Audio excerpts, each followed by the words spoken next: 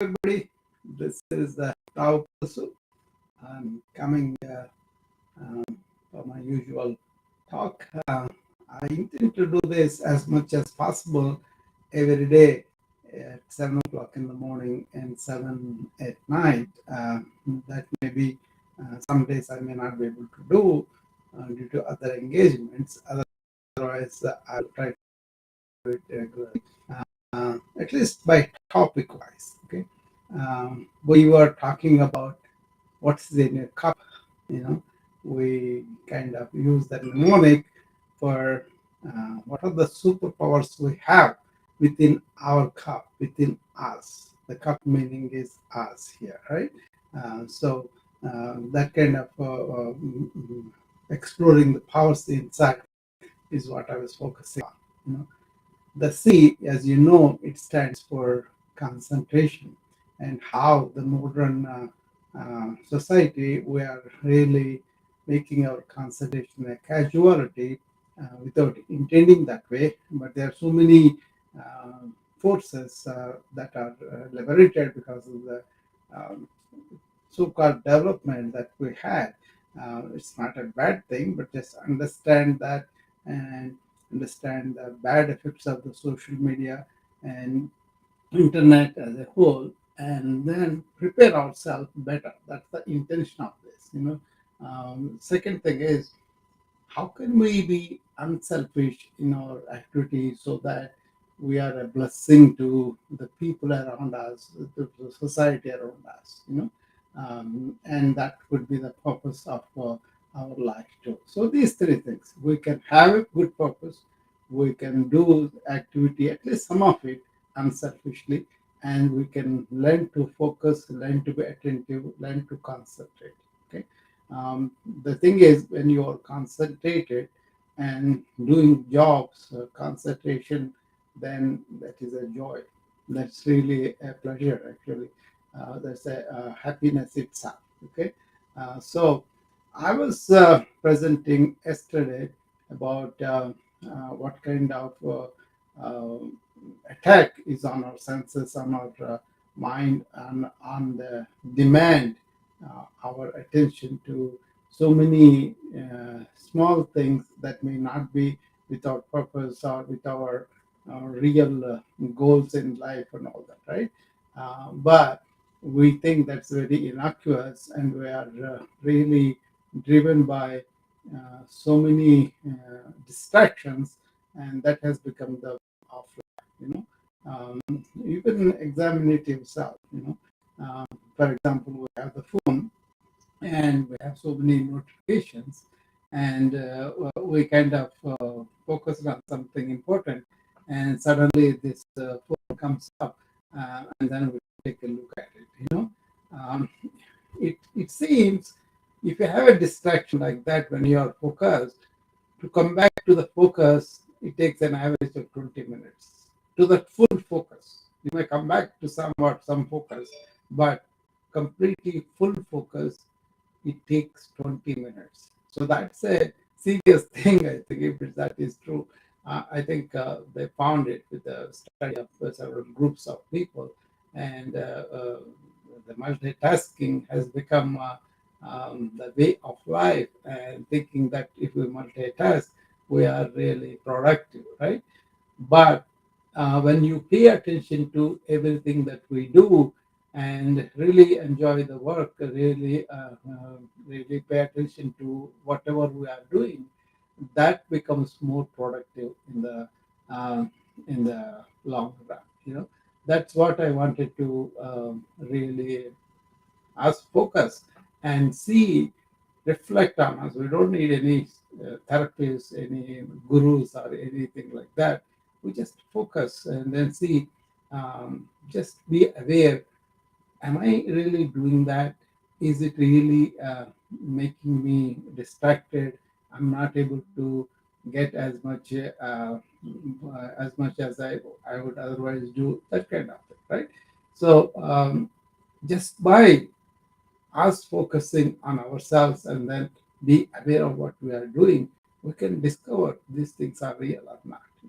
And also, Do we have any control over what kind of notifications we are getting, what kind of notifications we want to get?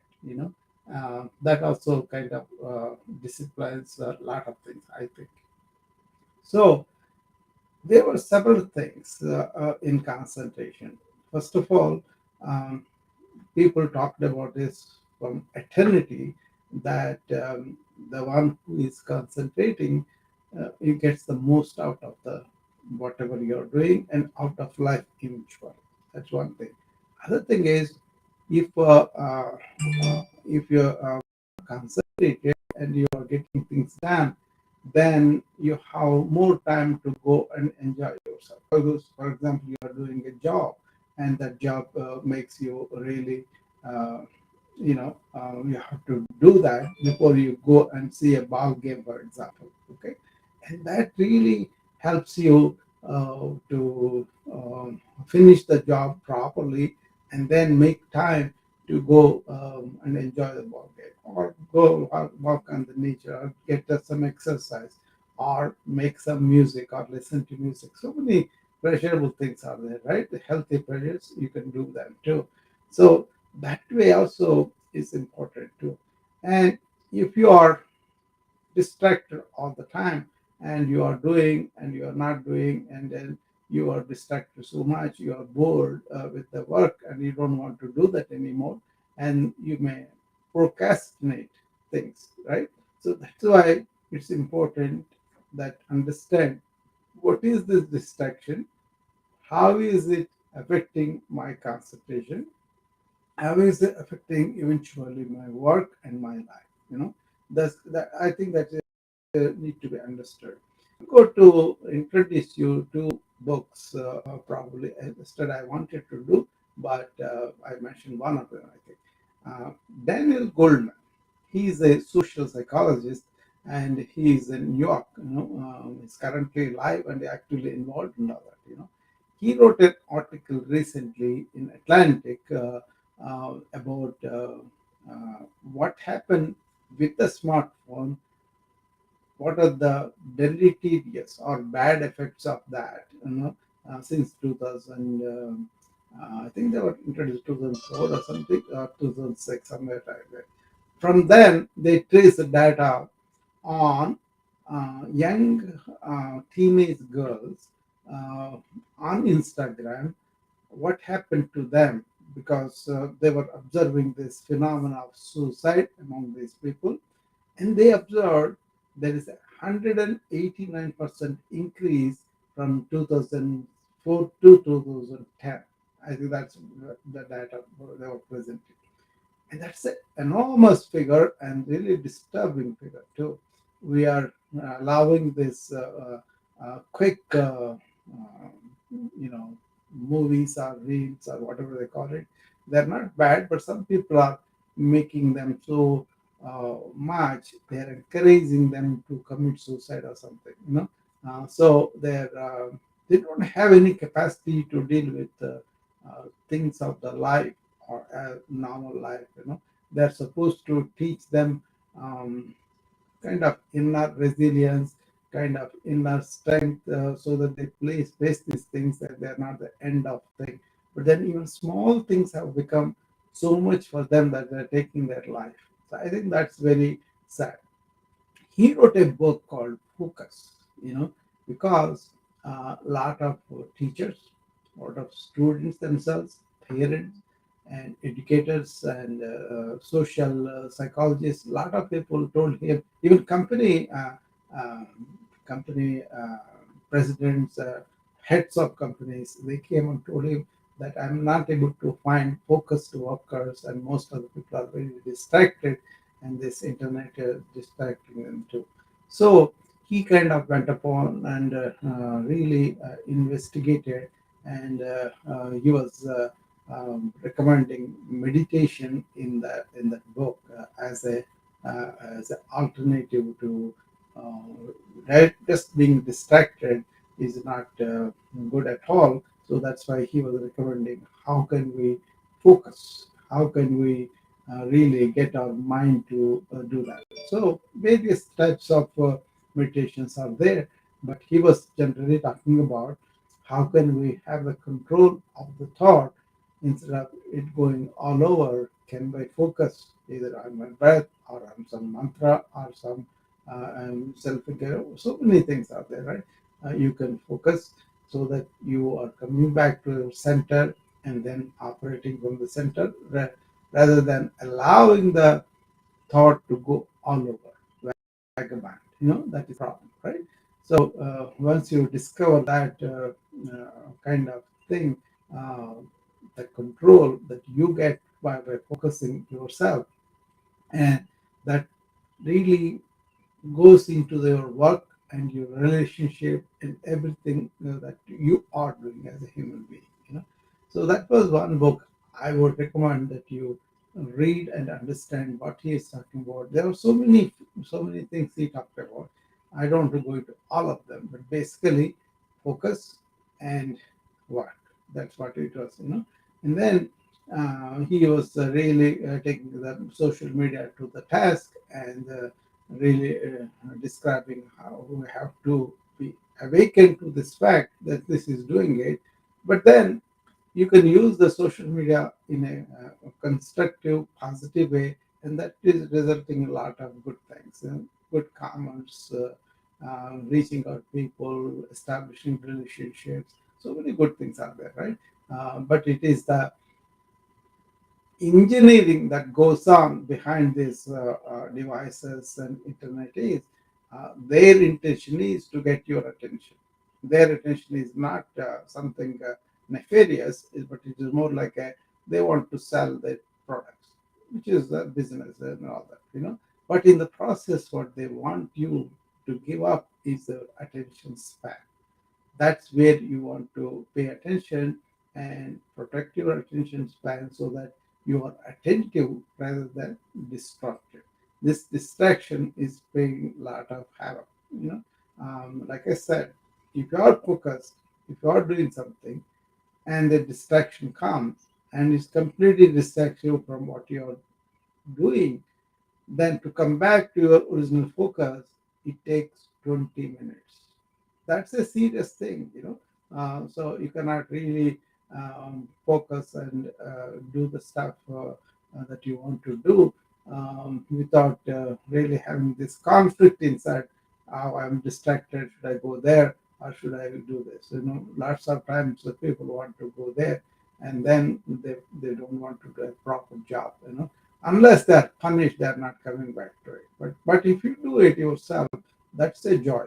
If you focused, if you're finishing some job, completely focused on that, and then go to the other things, then whatever you are doing will be very pleasurable, very nice for you, right? So that is the uh, lesson. There are so many lessons that Daniel Goldman focuses in that book. Focus, the name of the book itself, Focus. Uh, and then there is this Russian positive psychologist, I think Michel, I think his name is very difficult, but the book he wrote is called Flow, Flow, Flow, right? He wrote this book and then in the book he explains what is the flow state, how to get the flow state, how to maintain the flow state, and what are the some of the recommendations. Here I should mention something that I know is but the it's a manual on meditation by Patanjali, and this called Patanjali Yoga Sutras. Okay, in that he talks about yoga being for the mind, and you prepare the body for the mind to settle down and then sit down and focus, right? So it is a manual of meditation and manual of on the mind, that yoga, Patanjali Yoga Sutras. A lot of people start with the body exercise and think that's everything. They feel good, healthy, like I did yoga this morning. But that's not everything. That's only one part of exercise, like you are doing. You are keeping your body ready for the activities, right? So wonderful thing. But then He has 8 steps in there. For those people who don't know, I'm going to repeat them. I think it's worth recalling that. Okay, there are 8 steps. First five for the external body and all that, and the last three are like going inward and really attempting this focus.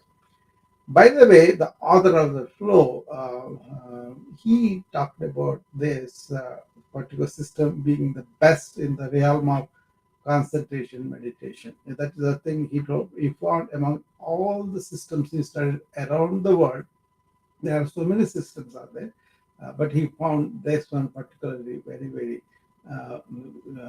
useful, complete, and something that anybody can follow, right? So let me describe all the 8 steps briefly. Okay, first one is called yama. It has 5 principles. Next one is called niyama. That is also 5 principles. First one, five is how you behave in society.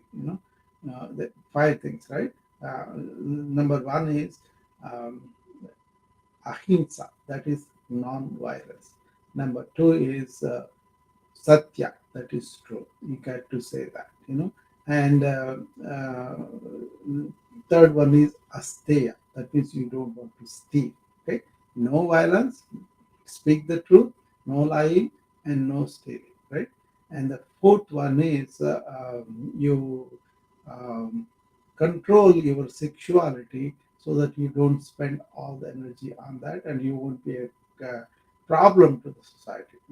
And fifth one is don't accumulate things or don't accept duplicates. That way, you are taking as little as possible from the society and then living a good, blessed life. Okay, those five. Okay, non-violence, truth, and non-stealing, and celibate or controlling the sensuality as much as possible and don't accumulate things. These five are the yamas.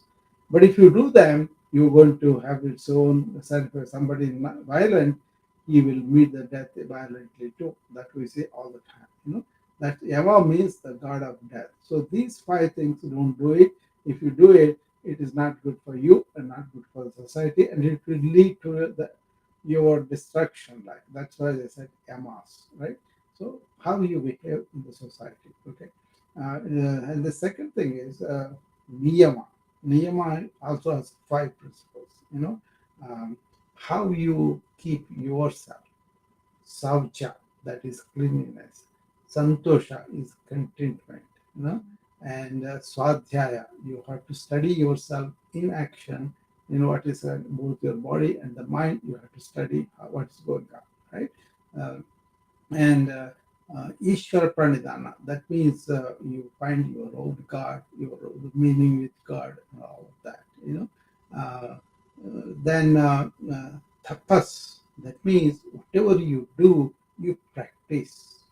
Okay, so when you if you practice this yoga, if you practice gymnastics, if you practice a ball game, that is how you improve, and then you study yourself every day. Those are these five are there. Okay, so altogether, first two principles have 10 principles of how you behave in the society, how you take care of yourself, morally, okay, ethically. It's a kind of a one is a responsibility, another is a attitude, and another is like a what we did with our own internal cleanliness and keeping the mind satisfied and all that. Okay, so we are done with two. And the third one is the posture, asana. That is where all this yoga got stuck. Most of the people are stuck there because they think that is yoga. It's just a part of, very minor part of it, but important part of it because you want to keep the body healthy, right? So, and then the fourth one is pranayama, that is taking the energy, taking the air, taking that prana, they call it, that is like a life force into us. Okay, and ayama is extending the life by taking it. So don't be shallow, breathe shallow. breathe deep and relaxed, right?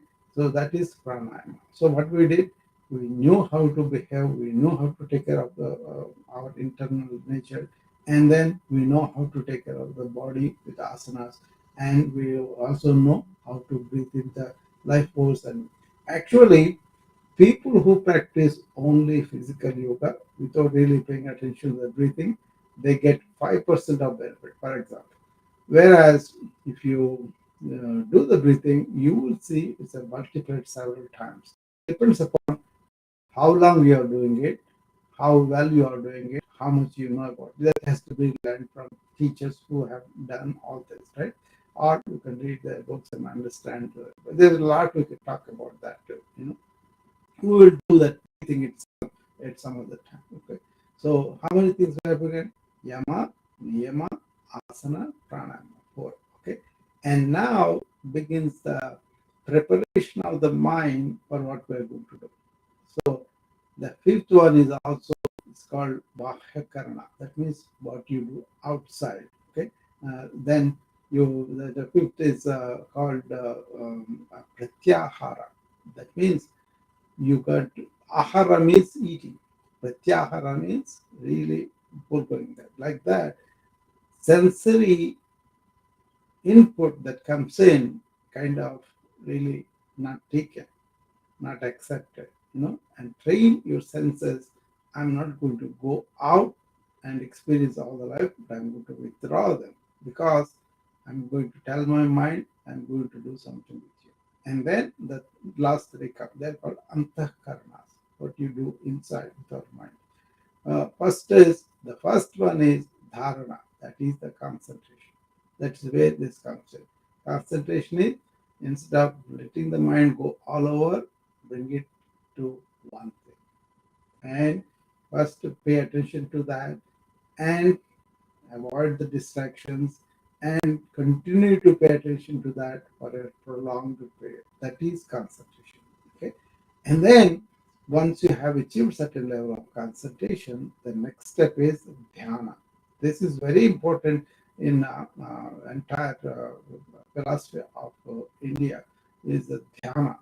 You can pray a God, you can sit down and say one word, you can have remain with one thought. Basically that is what it is. You are going to first you have concentrated all the various thoughts, and then one thought you're going to stick with it. Okay, that is called dhyana. Okay, and the last step is really observing in that state beyond that one thought. You have concentrated all thoughts, and in dhyana, you are coming to one thought and focus on that. And then beyond the thought, if you get absorbed, that's called samadhi. That's the highest level, right? So these days, that is taking a lot of importance because a lot of people are doing some kind of meditation where they do only concentration. Okay, and a lot of people don't understand how to slow the thought, how to come to one thought and stay with that thought, right? But a lot of people are striving for it. There are few people are reaching that stage where it's only one thought and then they stay with that. But then going beyond that one thought is not brain dead. It's actually actively aware of that experiencing of nothing, right? So that is samadhi. And people who do samadhi, even for a few seconds a day, they're extremely aware. They're ever present, always in the present. So that's a wonderful thing. The thing is, if you take Buddha or Vivekananda and other people, it is said they had periods of activity, like a Buddha used to come out and teach the world and engage in discussions with people and all that, right? But afterwards, he withdrew his own chambers and went into samadhi, right? He went into complete absorption of himself. No, that's what is needed in modern times. More so, that's my argument. Okay, much more so, if not that kind of extraordinary meditation, Please sit down and calm everything down. And when you are doing everything, just pay complete attention. That's is very very important. Otherwise, you'll be distracted. You'll be not able to finish the thing that you want to do. You have to do, and then you are having repercussions from that, and then you will be suffering from that. Okay, so two books and the Daniel Goldman's Focus and Flow by that Russian. He's actually a positive psychologist. One of the key findings he writes about in that book is we think we have a lot of capacity of the mind and we're only using small. It's not so because there's only one mind and also it can deal only certain information in a particular second, like in a particular period of time, like 110 bits per second it can handle. So what does it mean? Suppose I'm having a conversation with a person and that person I have to give complete attention. So I may give 60, 70 bits and then suppose somebody else is talking, then I'll be distracted. I'll have to divide both of them and that becomes a problem, right? But if I'm talking to one person, I'm giving close to 80, 90 bits per second and then the rest of it is for my awareness. I'm doing okay. You know, what is happening is when we have to pay so much attention to because we are distracted by so many things, right? Then we divide what we have between them and then we have to put for it. So we cannot give anybody that 110 bits per second attention. It goes down. And then it really is a problem because none of them getting proper attention. That is what he writes about, which is a good thing to understand and good thing to really keep in mind how these distractions take away our some one mind that has limited capacity. We are dividing that and thereby really suffering the consequences from it. Okay, so remember that one particular piece of information. Okay, so the thing I'm talking about is whatever you do, pay complete attention. And you can start with mundane things. You can start with something that you enjoy and just have this swadhyaya, that is self study. So, yogis, what they do is whatever they are doing physically, whatever they are thinking, whatever thoughts that are coming into your mind, whatever emotions, whatever reactions they are having to certain things in life, they are aware of this because this practice of self-study, right? Once you have that self-study, then you will notice these things. You don't have to be blaming yourself, or you don't have to be really punishing yourself. What it is ingrained memory. That means whatever we observe, like from the life, from the studies, from the school, from the culture, from the parents, uh, so many things, right? From your religion, all those things. Then that becomes your ingrained memory, your genetic memory, your physical memory, your mental memory, and your study memory. All those things are ingrained. And without you knowing, they come out in a compulsive way. That's when you have distractions coming from within your own mind, right? Or within your own habits, within your own mindset. But to break that, you need to be aware. And once you are established in that awareness, then thought will be your slave. You won't have that pop-up of this compulsive thought that you need to attend, right? So I hope that makes sense. Uh, I have been advocating this awareness practice for a long time. In my yoga practice in the morning, what the single aim is, how can I be here and now through the hour? Not just a few minutes and then no, just to be here and completely focus on what we are doing.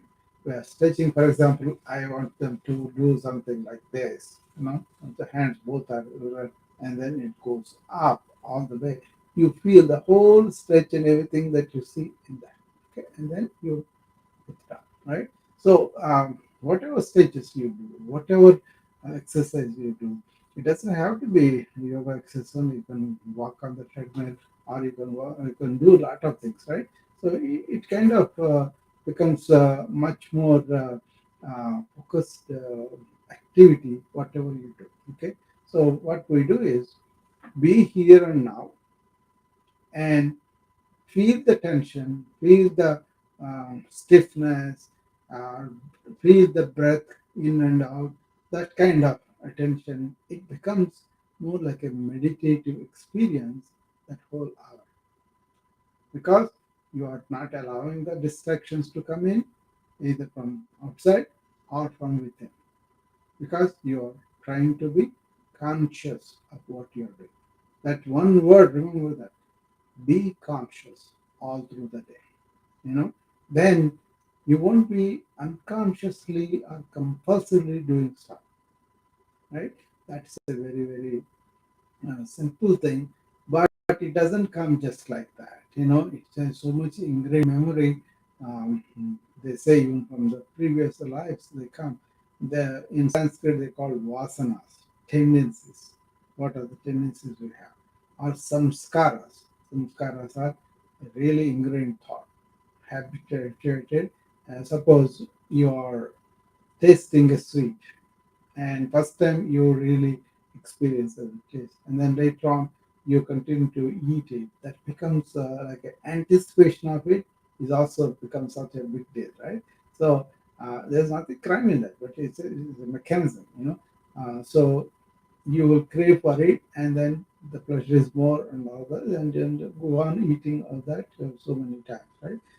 Especially if you are deprived for a while, and you come back to crave for it, and you do it. That is a compulsiveness that we built up. I will tell you a story. A Himalayan monk who was in Himalayas, and obviously a lot of things are very difficult to get from the market, like we have access to things they don't have them, right? But these kids around them, they were very fond of this teacher because he was really teaching them a lot of good things, and they feel inspired by him, and they love him, right? So they wanted to give him a treat one time. So they take a lot of pains to get mangoes and buttermilk, and they make this lovely mango lassi, right? And that mango lassi is something very tasty, very nice, if you really understand what I'm talking about, And then uh, they make a big glass of lassi and brings it to the teacher and gives him that, And he looks at it and he smells it and he takes a sip and gives it back the whole glass. And the kids get worried. Says, "Sir, what happened? Don't you like it? Why are you not drinking?" Then he replies, "No, because it is good. I don't want to be indulging in the taste and inculcate this habit of this samskara. That's why I gave it back." So they were practicing this pratyahara. Ahara means taking all the senses give us so much food for thought, food for so many things, right? And you are to pratyahara means you are rejecting that kind of thing, So that is a very interesting example I read. So again, coming to the topic, we are really focusing on our concentration. Actually, the person who doesn't concentrate really doesn't live in the moment, doesn't live uh, enjoying the work or working relationship that he has. But then it's just not enough just to be concentrated. They were quoting Hitler, for example. He was very focused and very disciplined person, but he was a very evil person. He doesn't want to do anything to the other people, right? So more important is the next thing, unselfish activity. That means you live like your activity is a blessing to other people rather than it's a curse to other people. Okay. Without that, if you have the power of concentration, you will not do much good to the people, but more you will be doing um, much more harm, right? So that's why unselfish activity is more than concentration. So first to understand what is unselfish, we'll talk about deeply on that later in the series. Okay, I plan to do it for a few days so that I will emphasize all these things. In unselfish activity, we will talk about yoga um, in the some form of what is karma and what is karma yoga. What is the benefits of karma yoga? Where this unselfish activity plays a wrong role, and why do you have to do unselfish activity? Because most of the people do things for their life, things that appeals to them, things that should benefit them, that kind of thing, right? But we'll talk about it all. So naturally, if you somebody does some unselfish activity, both that person feels good and also the receiver of the benefits of that activity feels very good. You go and put a hand on somebody's shoulder and say a couple of encouraging things or appreciate what they have done. And that means a lot to them than all the money you give them. Not sometimes. You can feel that too. So unselfish activity is very, very important. You got to determine that. Okay. And then purpose of life. You can see if you have a purpose, you walk towards that goal, you walk well, and then you have a very fulfilled life. Okay, so we'll talk about that too. Should we have purpose? Should we have a process? Should we have no purpose and live as it comes by? All those things will come into that discussion. Okay. But today, though, we are talking about concentration and unselfish activity. That's very important, more important than anything else. See, when we see this, when I went to study the ancient wisdom, uh, one thing really struck me was all these great sages, rishis, and yogis that I was talking about all the time, Sufis or ministers or priests of the Christian faith, or any of the or mullahs of the religion, one thing common with them is they are really gave up so many things in life, right? And they don't even long for it because their life is so fulfilled on a daily basis. Because they come out and then they give everything free. They give freely and they give things, and that giving itself gives them the joy. So when you give unselfishly without expecting anything, you should not do that because I'm going to feel good. That's why I'm going to share that. Then you're defeating the purpose. But that kind of energy where you care, you really worry about the suffering, and you really uh, are strong enough to give somebody something, that plays a big role in anybody's life, right? So uh, that really struck me. For example, when I was 10 years old, I was telling yesterday, I was reading this book Chandama. That's one more. That's a comic for the kids in India. Still very popular. But they used to bring a special edition of one particular life or one particular country, something like that. But this is like a big book. The other one is like a periodical, just a 20, 30 pages. But this one is like a 200, 300 pages. And I happened to see on Buddha that kind of big book, you know, and I was fascinated. What is this prince who was indulged in all this luxury, and he has some experience of seeing suffering outside? Immediately he reacts, and then he leaves all the luxuries which he was used to, accustomed to, habituated to. He leaves all of that and goes to find out the root of cause of suffering. And then we see how much he has talked about how many millions of people are really dealing with the suffering, and then they're better for it. I think there may be a difference of philosophy according to different faiths and all of that, but basically Look at that, walking out of luxurious life and everything, and then goes after the truth and goes after the cause of suffering and root of suffering and what's the solution to suffering. He said that there is that is suffering, but for that, how to achieve nirvana and all that. So his eight path and all that, right? But my point is, these people don't have personal families, don't have personal wealth, don't have any guarantees in their life. They suffered with physical illnesses and all that. But their focus was on something else, not on them, but on the outward life, outward, you know, whatever going on in the world, the suffering and all. I think we are creating our own suffering right now. Okay, the wars, the damage to the earth. All these things we are doing because we are unconscious about doing contributing to that. Okay, so think about that.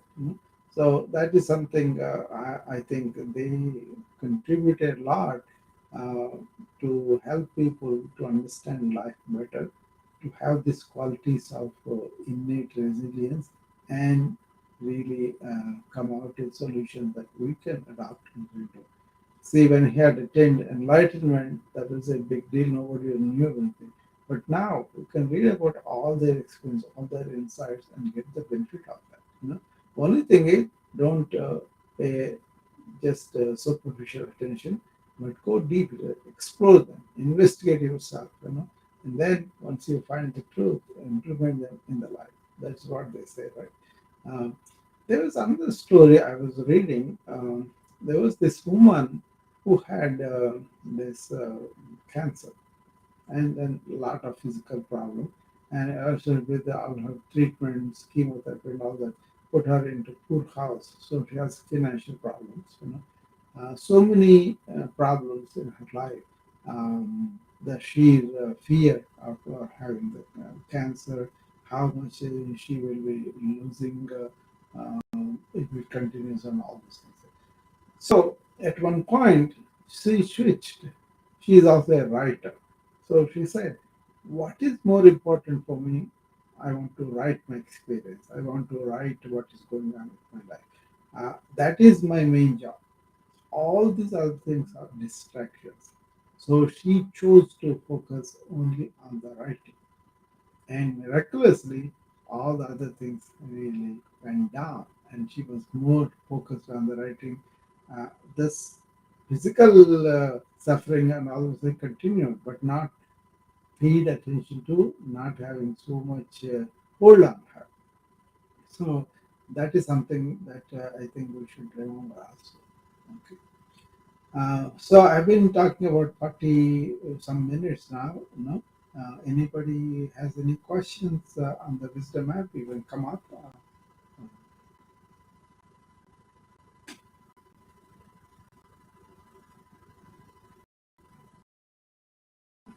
People there, but you're welcome to come up. If you don't want to come, that's fine too. We were talking about what is in your cup. The cup here is mnemonic. Um, the cup is also represents us. In our cup, in our capacity, what are the powers that we have that we could pay attention to and implement us in them in our life, right? One is concentration, the other one is unselfish activity, and third one is purpose. Okay? We have been talking about the concentration yesterday and today. Yesterday, my friends came and we talked about different things. But this is the main thing I want to say. There are so many distractions in modern life. Don't fall for them. Okay? Okay? Be over them, have the control. And one good thing is do the calming down exercise, whatever it is. You don't want to call meditation, but just take a few minutes break in the morning and in the evening and gather all your thoughts together and focus on the breath and then just be with one thought. And as you try to do that every day, what it is the mind needs training. So you want to be at such a point. But as you are trying to be at the point, as you close your eyes, sit down and try to be certain point or center, all these distractions are coming. So the test is being focused on one thing and having the self control of really not falling for the distractions. Keep the as much as possible away in your control. And the third thing is maintaining that focus. Training is when you sit down, all these things coming up, how much you resist and how long you will focus on one thing. Okay, if you focus that in the morning, it is much better because right after you wake up, anybody, right? Right after you wake up, normally people sleep at night and daytime, but then there's other people, work at night and daytime they sleep. Whenever it is, after you have rested, after you have gone into good deep sleep, and you woke up, first 1 hour after that is where your nervous system can be trained better. Otherwise, that is where things happen and the thoughts happen, and then you continue like that. But if you can be focused and aware of what's going on, then you have better control of thoughts. Okay, that's the one thing I wanted to bring it to your notice. Okay, so first 1 hour is very important. One simple thing I do that you can do is before you sleep, put the devices away and get rid of all the things in your mind, including it. Okay, it could take half an hour, 15 minutes, 5 minutes. For me, it happens with just few minutes because I'm kind of always in the awareness side, right?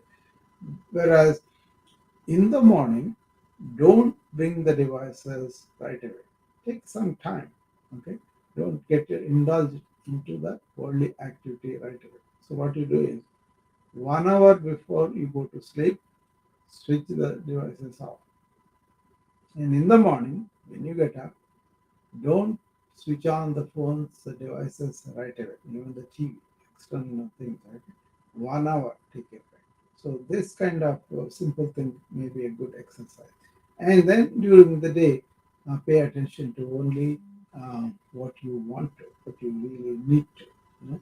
That really gives you more productivity, more achievement of the goals that you have, and satisfaction that you have used your day properly. For me, talking to my friends is meaningful. So I got up today at 4:30. So that's my usual routine. Sometimes I get up 3:30, sometimes 4:30, 5 o'clock, something like that. And then I do my yoga and all of that. Then I'm already ready for the day, and I've been working since 6 o'clock. Okay, first I did something, then I came here. I was doing this commitment I made for myself that I'm going to go and share with my friends, right? And lots of times that's very satisfying. It's like a activity that I want to do anyway. So whatever comes in my life or whatever pops up in my learnings, I want to share with people, and a lot of people appreciate that. So they don't have to do that for me to continue. It's my satisfaction of sharing, right? And then you go into whatever you want to do because you are centered, you are in the present, and you continue that being in the present like a perfume through the day. This is the word I always use. Or like a keys that you put around your waist, and in a pocket you can keep them, and then always remember they are there, and like that, you are centered in your mind, and you're centered in your being actually, and then you cooperate. Then the ego, your thought patterns, all those ingrained memories, they are under control because you're conscious and you're aware. Okay, I hope that makes sense for you. I hope I conveyed what I wanted to say for concentration. And tomorrow and tonight also, I'm going to talk about this unselfish activity. And yesterday we talked about unconditional love. Uh, Tonight we're going to talk about unselfish activity. What does it mean? Why is it that we switch to that? Not that you have to be forcibly done, or when you're doing something for yourself, it's wrong. It's not. But what is the benefits for individual person and also society when at least few people are involved in unselfish activity. It is not just for the monks and the priests and other people. It is for regular people like us. So we should be focusing on that too.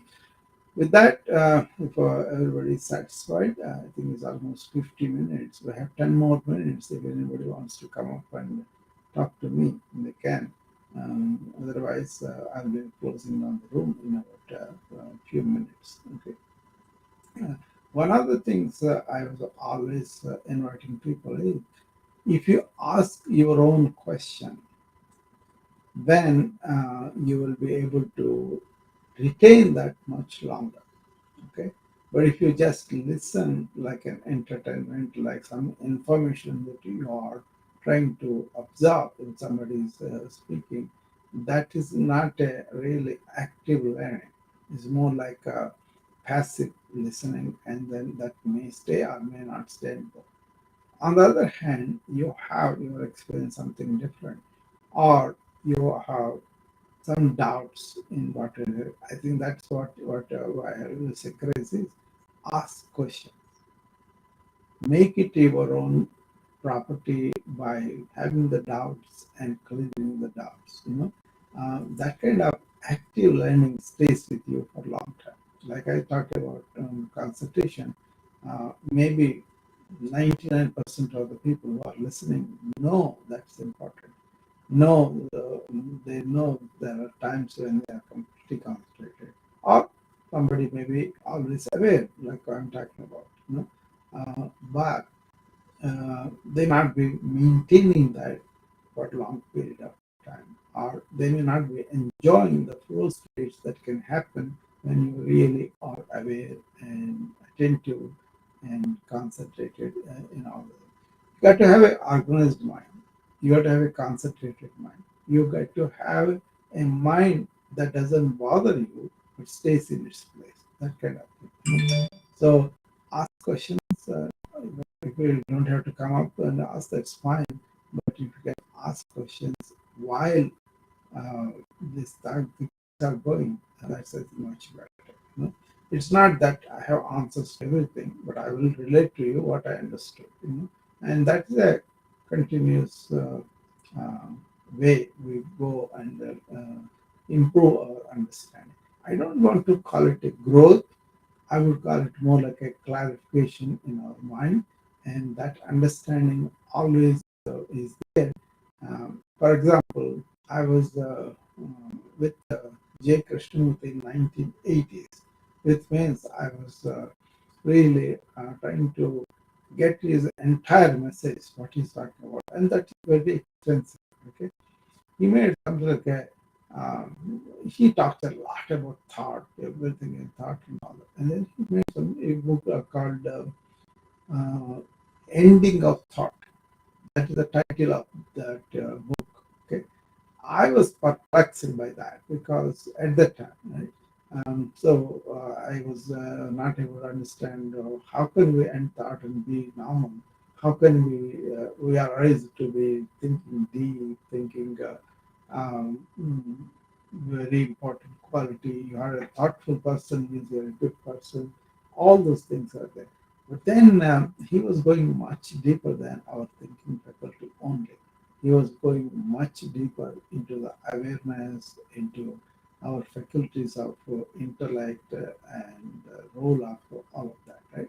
When he goes into that, and then if you can raise your level of thinking to that, then you can understand. So that's the thing with a lot of these talks are not just information.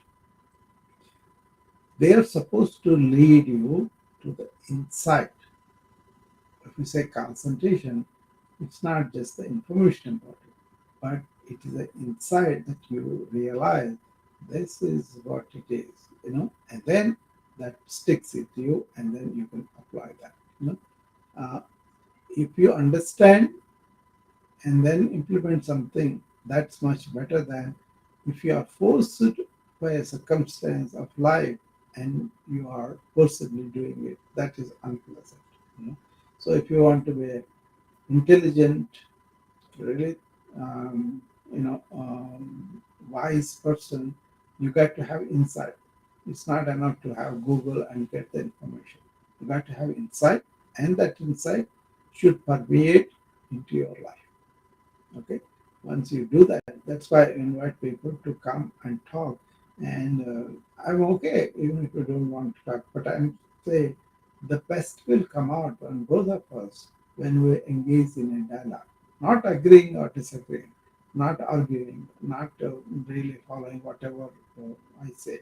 What it is in a dialogue you hear each other and you have these insights from the truths, and then go and investigate, and then it becomes your property. And so this is a wisdom app. Wisdom for me is beyond thought. Having those exploration into insight. That's another book that Krishnamurti wrote. And there, people came together and they didn't stay there and he teaches something. No, he did not teach. He allowed them to explore into the inside, much deeper maybe, but then he was not preaching, he was not instructing them. He was just participating in that exploration of insight. Okay? So absorbing information is one thing, having insight, understanding of a matter within you, not by anybody's force, having that um, real clear insight into that is very, very important. That's what I'm trying to promote when I invite you to come and ask questions. Okay, but that's okay. We are almost close to the hour now, so I will be closing down. I'll have other things to do now, so I'll go and focus there. So that's what it is. When I'm here, I focus here, and when I go to the next one, I'll focus there. That is my swadhyaya, self-study. Am I being there or not? And it becomes a habit after a while. Okay? So anyway, I will be seeing you tonight at 7 o'clock, 7 p.m. Central, and the topic will be unselfish activity. Okay, on all this channel. Okay, thank you very much. Namaste.